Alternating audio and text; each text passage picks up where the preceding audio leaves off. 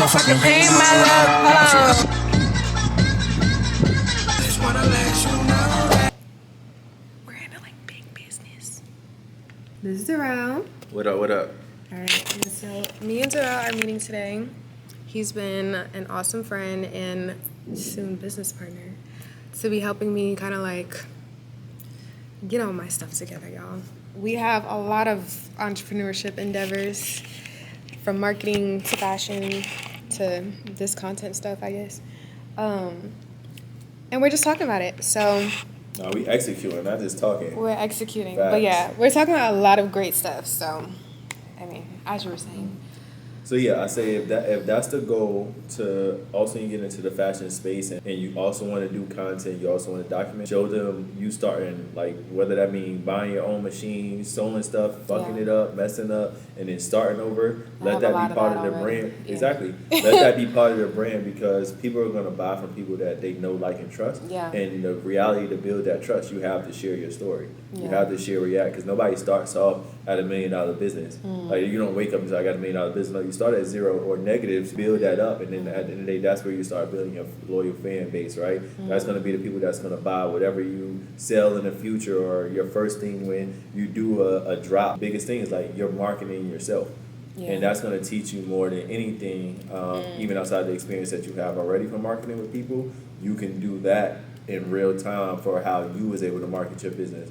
How you started off with zero with the business, and how you got your first collection, whether that's a dress, skirt that you make, and then everybody loves it, and now you're selling it, and then just scaling it up from there. I was so safe, like so comfortable, like and I was kind of beating myself up at first, because I knew at the time, like, I had a lot of free time. I'm getting paid a lot to do so little, and I work completely remote. And in the back of my mind, I knew, I was like, I could be working on this. I can get a second job. You know, like, I knew that stuff, but I was just so comfortable, because it's like, well, I have it easy. Like, why not have it easy? I think having that taken away from me, it rocked my foundation, but in a good way, or foundation, by letting me know, like, okay, you actually haven't really built something sustainable for yourself. And two, if you are ever gonna do the things that you always say you want to do, like, when are you going to do it? And now is the time. So it really kind of forced me into that.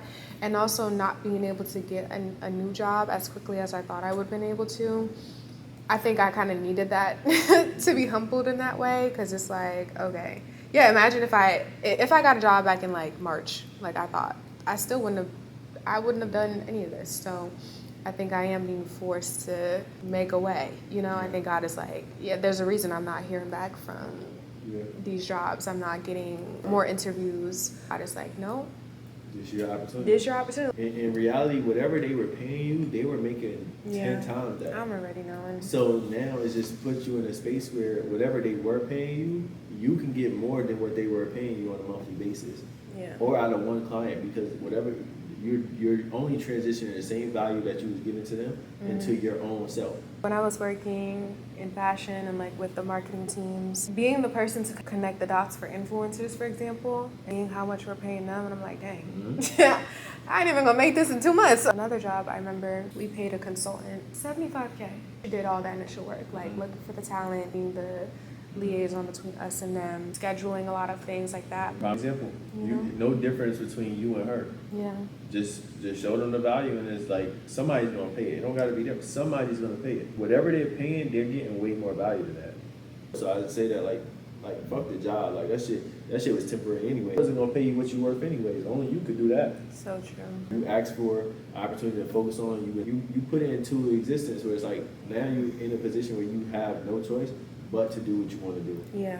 And that's a good thing. Genuinely no choice. No, you have no choice. And that's a good thing though, because this is where diamonds are made. They're under pressure. Not when everything is peachy.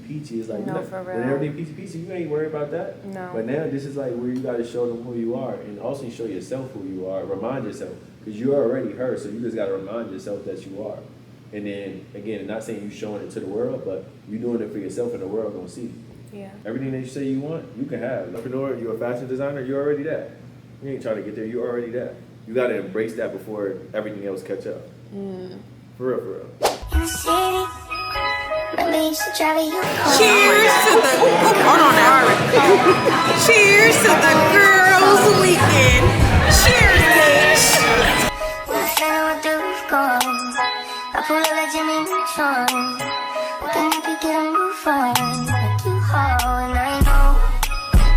You need to go slow. Y'all, if y'all want to spot red flags to command, watch Love Island with me. When you listen to them tapes, That's so true. when you listen to them tapes, Yes. I've been watching Love Island with my nigga, and I just be like, what an odd thing to say. And it's not even like, what an odd thing to say. Yeah, she's missing one eye. Oh Lord. Oh, okay. Where the fuck do I start? I don't know where to begin. A bitch been losing her mind. At the same time losing my. I didn't even get the girlies to the vlog. I need a password. Slide city, you know what that means. I'm coming up on your creepy. I be nice things. We're going to Rocksteady. Oh, yes, we are. We just came from Slatia. Got our way miserable. Oh my gosh. No, I mean, no wonder nobody was blowing us up for I how. was like, why did it come down? Right. Woo! Just pulled off on us. Usually a man would be right here. Even how you see how the seatbelt is buckled? That's a man would do this.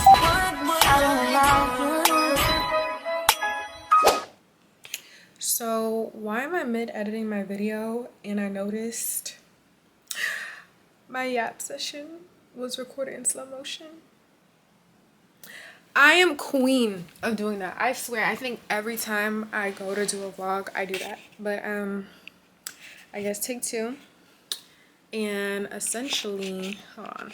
Let me update the brightness. Okay, that's better. Hi. I guess I haven't even really introduced myself. I'm Kathy. I'm 27.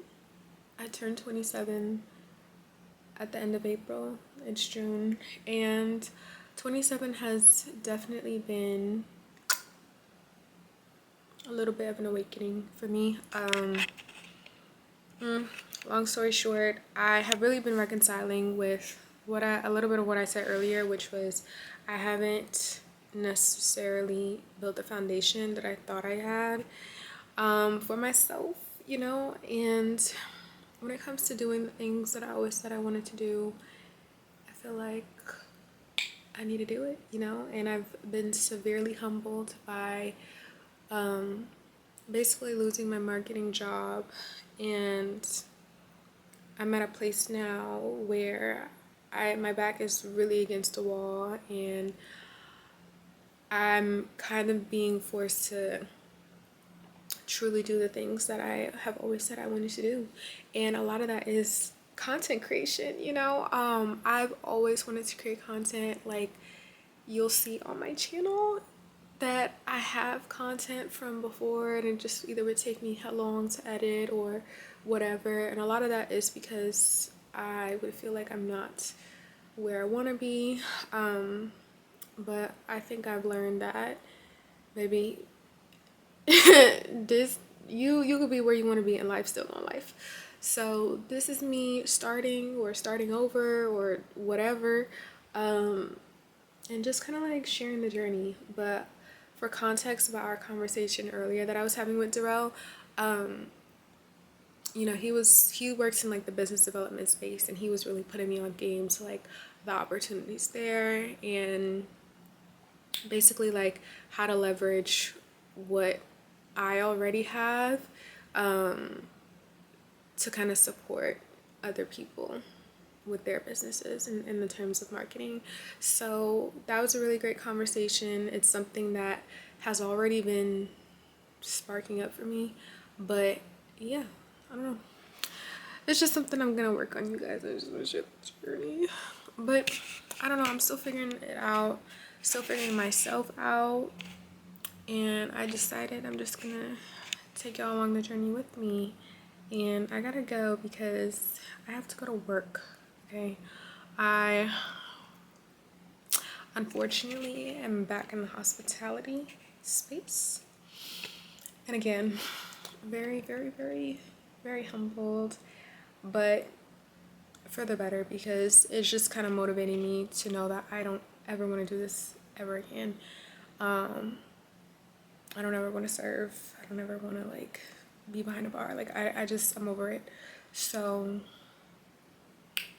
yeah, I know it's gonna be gritty season, but like it's a lot grittier than I could have imagined. But it's only gonna make me better. It's only gonna make me so much better, and y'all get to see it. I love that for you. But yeah, so yeah, that's a little bit about me. I don't know if I ever even properly introduced myself, but yeah, I'm Kathy, 27. I moved to Atlanta a little over a year ago from Jersey, and born and raised in Jersey, went to HBCU, HU, and after that I landed a really great job in fashion working in New York, but I knew there was more to me than corporate, so I set myself up and I moved here. Had an amazing remote job, but it was like too amazing because I was big chilling, okay? And now that has been taken away from me, and I am being forced to actually do the things that I said I wanted to do. So I gotta make some shake.